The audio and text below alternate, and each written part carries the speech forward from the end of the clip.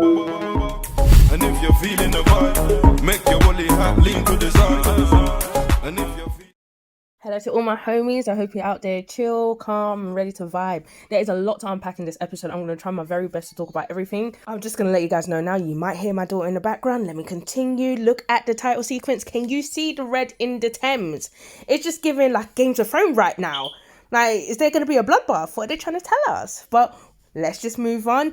So today's episode started with a whole community helping to set up Billy and Honey's wedding, which was really nice. A real community vibe. I wish we still had that in real life, but we don't. Anyway, I continue. So we see Sharon, Honey, and Linda. They're there talking. I think Sharon bought Honey something old, which was a letter that Sharon's mum read to her at her wedding day. I believe. Someone just confirm if I'm correct or not. But I wanted to talk about how Sharon looks like she's dressed for a funeral. Like, does she know something that we don't know?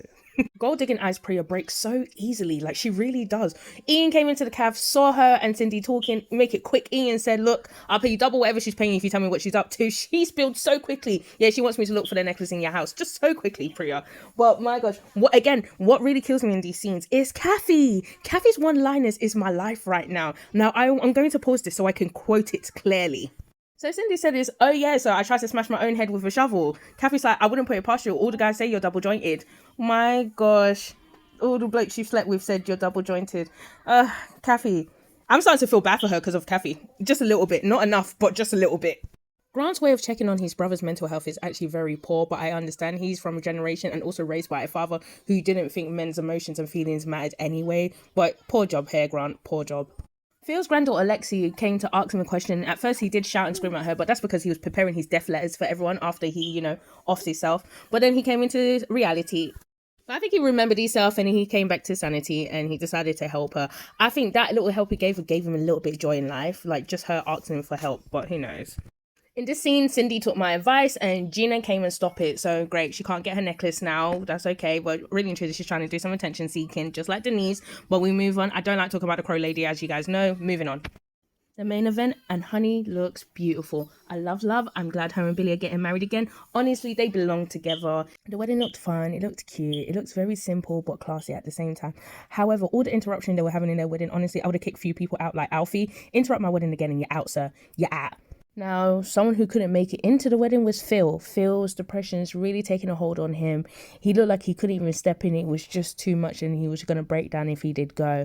So he never attended. I guess Billy and Honey's love was infectious because Denise was trying to play her game. She's like, I got two men and I don't have to choose. That was Denise for the whole day.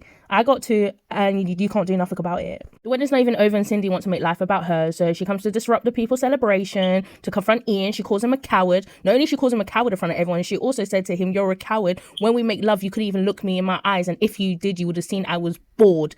My gosh, that is why someone bust you at the back of your head, Cindy. These are the reasons why.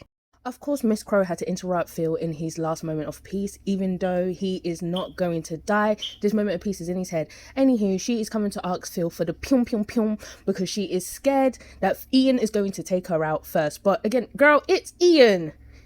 Ian is scared of his own shadow. But we continue. Phil ain't got no time for her silly nonsense. He tells her no. He actually has a sip of his first beer in how many years? Because obviously, those who know, he's an alcoholic and he's sober. But again, I think he's doing this because he's like, if I'm going to go, he's going to go having a taste of beer one last time, which is just really sad thought. When Nigel and Grant sees this moment of Phil taking that sip and Sharon just comes down like a ton of bricks. How dare you? You're so selfish. Like, girl, can't you see in the man's face that he's depressed and there's something wrong? And this is how you communicate and speak with someone. It's like you're asking them to jump off the cliff. Phil apologizes. He says he's sorry for everything he's ever done. This is a conversation of a man who has given up clearly and he is just ready to go in peace and have no issues with anyone once he goes. This moment kind of made me laugh. So Honey throws the bouquet, the girl's getting ready to catch it, and who catches it? Dressed in red Demon Ruby. And I was like, oh, Martin, watch out, sir. Don't do it. Don't do it. You'll be the last thing you do if you marry that woman. In Phil's mind, he's clearly doing his last round of saying goodbyes to people and telling them how much he loves them or stuff, because he told Lin that he's proud of her. And it was, again, it's very nice, but it's very bitter at the same time because we know why he's doing it, where other people are just thinking, oh, wow, thank you, Phil. Phil enters his house with his goodbye letters laid out, ready for his family to read after he goes away. And he opens his safe and where's the pyum? The pyum is gone. So it's like, hallelujah, sorry, Phil, you can't take yourself out today, sir. Not today. But the question is, who took it? And it was Miss Crow. Miss Crow took the pyum pyum and went straight to Ian's house because she made an announcement in the pub that she's calling the police to search Ian's house for the necklace. Now, as you can see in the picture, the necklace is dangling in her face. She pulls out the pyum pyum and say, "It was you."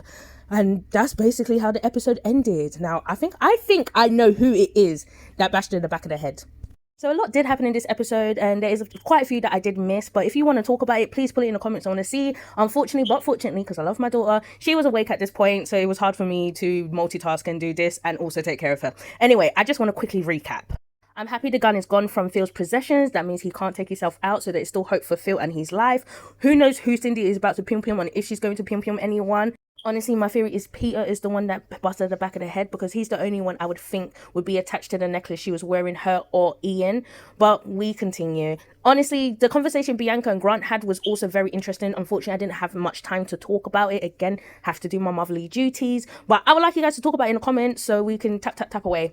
Anyway, that was it. Today's episode wasn't spicy pepper. However, it made me feel so many different emotions. And that's what I needed for the beginning of the 40th anniversary. So to my homies, I hope you had a good night. I hope you enjoyed it. Please enjoy the rest of your evening and we'll catch up tomorrow. Bye. And if you're feeling